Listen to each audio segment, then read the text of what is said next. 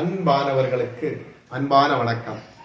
நம்ம இந்த வீடியோல பார்க்க இருப்பது நிறைய குடும்ப கோயில்களை நான் பார்த்துக்கிறேன். அதாவது கிட்டத்தட்ட ஒரு 17 வருட அனுபவங்கள் நான் பார்க்கும்போது ஒரு 1000த்திற்கு மேற்பட்ட இடங்கள் நாம் சென்றிருக்கிறேன். அதாவது பழைய குடும்பங்களை நாம் குடும்ப கோயில்களை பார்க்கும்போது மனவேதனையாக இருக்கிறது.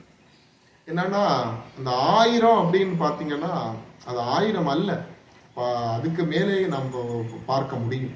ஒரு மாவட்டத்தில் நம்ம எடுத்துக்கொண்டோம் அப்படின்னா அது ஒரு 1000 அல்ல, பல கோயில்கள் நலிவடைந்து கிடக்கின்றன. அதாவது இந்த குடும்ப உறுப்பினர்கள் அனைவருமே சின்ன சின்னமாக விலகி விலகி பல ஊர்களிலும் பல இடங்களிலும் மிக வேதனையோடு வாழ்ந்து கொண்டிருக்கிறார்கள். இது ஏன் அப்படி என்று பார்த்தோம் அப்படின்னா, நம்ம முன்னோர் காலங்களில் அவர்கள் எப்படி சந்தோஷமாக இருந்தார்களோ அந்த சந்தோஷத்திற்கு நேரே எதிராக அவர்கள் இன்று துன்பத்திற்கு ஆளாகி கொண்டு இருக்கிறார்கள். இதற்கு காரணம் அப்படின்னா பல காரணங்கள் நம்மளால் சொல்ல முடியும்.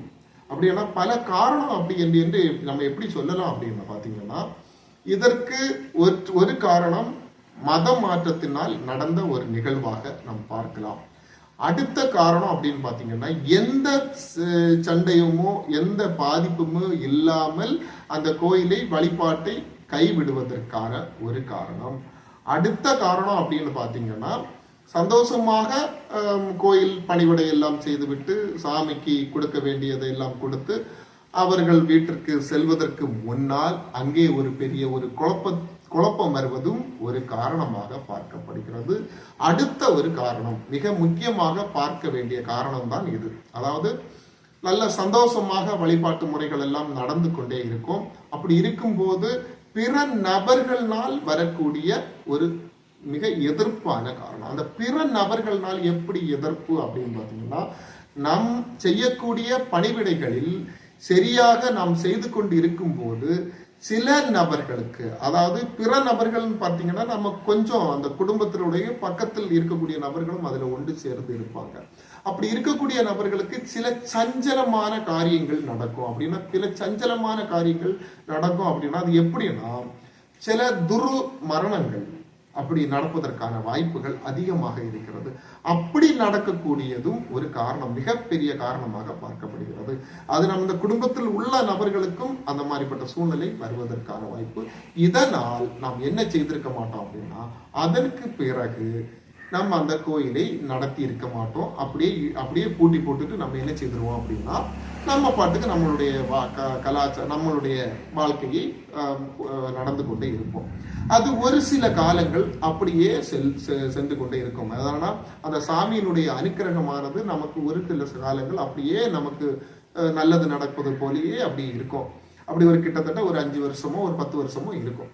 அப்ப நம்ம என்ன செய்வோம் அப்படின்னா, இந்த வழிபாட்டு முறையை நாம் முற்றிலுமாக விட்டு விடுவோம். நம்ம வழிபாட்டு முறையே இல்லாமல் நம் தனி ஒரு நபரை போலேயே நம்ம கூட்டு குடும்பமானது சின்னமாக பிரிந்து அங்கங்கேயாக, அதாவது நாடு விட்டு நாடு போவதை போல், ஊரு விட்டு ஊரு போவதை போல் பக்கத்து தெருவிலையோ அடுத்த தெருவிலையோ மாறி மாறி வீடை அமைத்து கொண்டு இந்த கோயிலானது என்ன செய்திரும் அப்படின்னா, ஒரு நபருக்கோ இல்லை அதை பொதுவாக விடுவதோ இப்படி விட்டுட்டு அந்த கோயிலை நடத்தாமல் மூடியே போட்டிருப்போம்.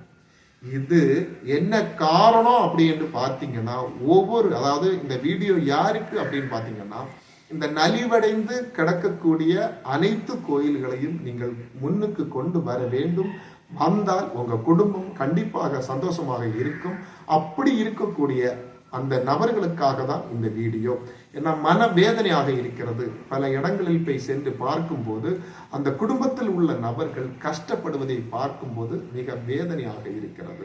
இந்த கோயிலானது என்ன ஆகிறோம் அப்படின்னா, இவர்களுக்கு அந்த வழிபாட்டு முறைகளே மறந்து நாம் என்ன செய்தோம் என்ன செய்ய வேண்டும் என்ற ஒரு எண்ணமே இல்லாமல் ஒரு தலைமுறை 2 தலைமுறை முடிந்த பிறகு நாம் பின்னும் அந்த கோயிலை நோக்கி சென்று கொண்டிருக்கிறோம். காரணம் என்னன்னா, பல பிரச்சனைகள், பல கஷ்டங்கள், பல துயரங்கள், அதை அனுபவித்து அந்த தலைமுறையாக அனுபவித்து வந்த அந்த கஷ்டங்களை எல்லாம் தீர்ப்பதற்காக நாம் பல ஜோசியர்களிடமும் போய் சென்று அணுகி நாம் என்ன செய்ய வேண்டும் என்ற ஒரு மனப்பிராமையை போல் மனப்பிராந்தை போல் நாம் அலைந்து திரிந்து நம்ம என்ன செய்ய முடிவுக்கு வர முடியாமல் தவித்து கொண்டு இருக்கிறார்கள். அனைத்து நபர்களுக்காக இதை நீங்கள் முன்னிருந்து என்ன செய்ய வேணும் அப்படின்னா ஒரு சிறிய வழி சொல்கிறேன், இதை நீங்கள் பயன்படுத்தி பாருங்கள். அதாவது இந்த நலிவடைஞ்சு இருக்கக்கூடிய இந்த கோயிலை அந்த இடத்திலேயே, அந்த நலிவடைந்து கிடக்கக்கூடிய அந்த இடத்திலேயே ஒரு சிறிதாக அதை எந்த தேவதை என்பதை கண்டிப்பாக உங்களுக்கு தெரிந்திருக்கும். அந்த மூலமூர்த்தி யாரு அப்படி என்று கண்டிப்பாக தெரிந்திருக்கும். நம்மளுடைய கிராம தேவதை அது உங்களுக்கு தெரியும். ஆனால் சிறிய பீடமாகவோ கூட தேவையில்லை. சிறிய ஒரு மண் பீடமாக அமைத்து வெள்ளி, செவ்வாய், ஞாயிற்றுக்கிழமை இந்த 3 நாட்களுமாவது சிறிய ஒரு விளக்கு மட்டும் வைத்து வருடத்திற்கு ஒரு நாள் ஒரு முக்கியமாக நீங்கள் தேர்ந்தெடுத்து கொண்டு முக்கியமான ஒரு நாள் நமக்கு என்ன வைக்கணும்னு தோணுதோ, அதாவது நம் சாமிக்கு என்ன கொடுக்கணும் அப்படின்னு தோணுதோ அதை நீங்கள் படையலாக வைத்து அவர்கள் வழிபாடு எல்லாரும் சந்தோஷமாக அதில் கூடியிருந்து சந்தோஷமாக கொடுத்து விட்டு நீங்கள் வழிபட்டு பாருங்கள். உங்களுடைய குடும்பம் அனுகூலத்திற்கு நல்ல ஒத்துழைப்பாக இருக்கும் என்பதை இந்த வீடியோ வாயிலாக உங்களுக்கு நான் உணர்த்துகிறேன். நன்றி, வணக்கம்.